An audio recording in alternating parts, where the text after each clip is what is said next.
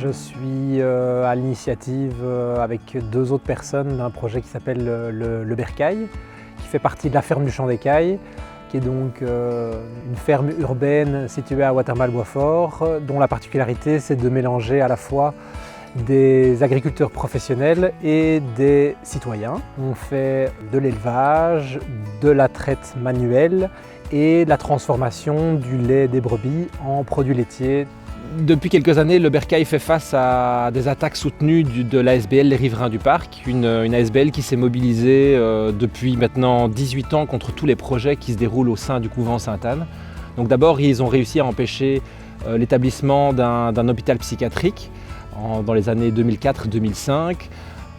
Ensuite, ils se sont mobilisés contre un projet de rucher, mais heureusement, là, ils n'ont pas réussi à l'empêcher.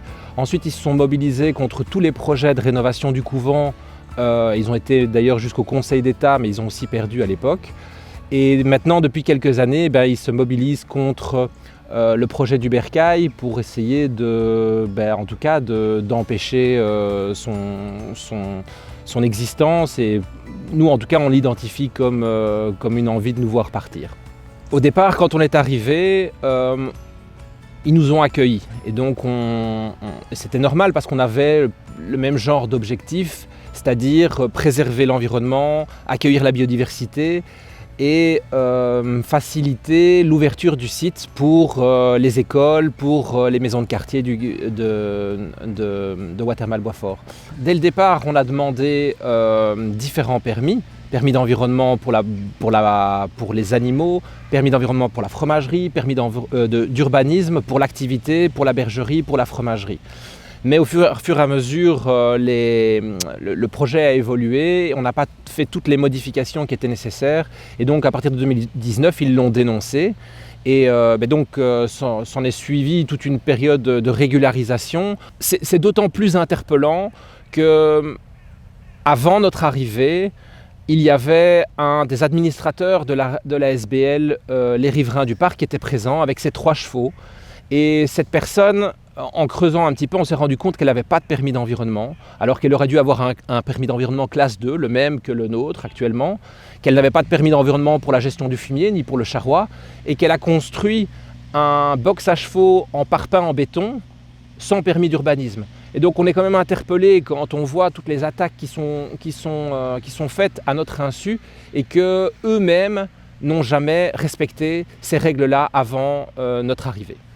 Depuis quelques années, les attaques continuent à arriver avec des photos, des entrées illégales sur le site, des dossiers à la région et des interpellations auprès des politiques. Et la situation est extrêmement difficile pour nous qui devons du coup passer énormément de temps et d'énergie à nous défendre, à montrer que le projet a sa place dans le quartier, puisqu'en plus de nombreuses informations qui sont diffusées sont fausses, et notamment via la presse, puisqu'ils ont des contacts au niveau de BX1. La dernière attaque en date des Riverains du Parc, c'était une dénonciation auprès de l'administration régionale de la maltraitance animale. Et donc là, vraiment, ça nous a vraiment fortement touchés, parce que c'est bien une chose pour laquelle on est hyper attentif, c'est le bien-être animal. Donc il y a eu une inspection surprise de la part de Bruxelles Environnement qui a évidemment confirmé qu'il n'y avait pas de maltraitance animale, et au contraire qui a plutôt montré que nos méthodes étaient plutôt axées sur le bien-être animal.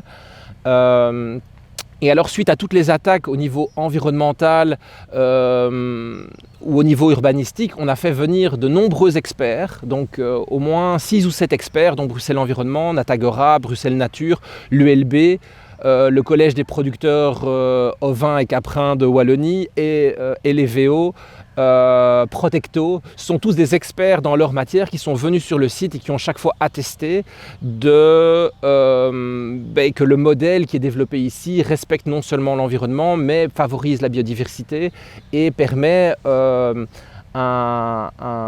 bonne synergie entre valorisation d'un espace public en ville et la production alimentaire et l'ouverture sur le quartier, qui sont un peu tous les objectifs qu'on développe au sein du Bercail. Suite à ça, on a fait appel à la médiation sociale de la commune pour pouvoir trouver une solution, parce qu'on est encore convaincu qu'il y a moyen de trouver une solution ensemble. On a les objectifs similaires, il n'y a pas de raison que ça ne puisse pas marcher.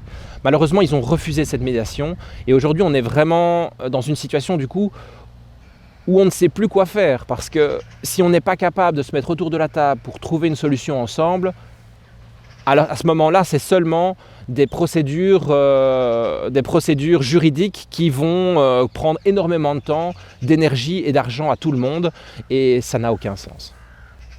Ce qu'on demande, c'est notamment que l'information qui soit diffusée soit juste.